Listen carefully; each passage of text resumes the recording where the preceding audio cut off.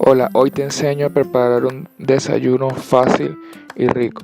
Así que vamos con los ingredientes.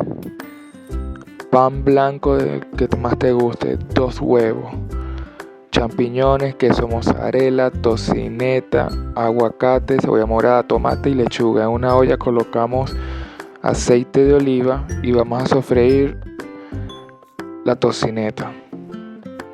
Vamos a remover para que la tocineta suelte su grasita. Luego vamos a colocar los champiñones y mezclamos. Ahora vamos a sazonar con sal, pimienta y orégano.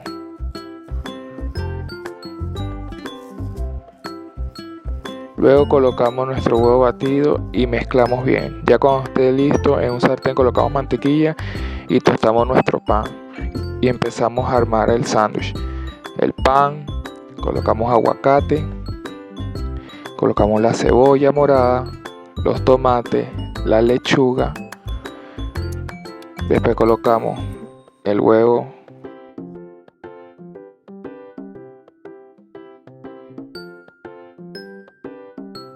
queso mozzarella, un poquito de aceite de oliva y listo.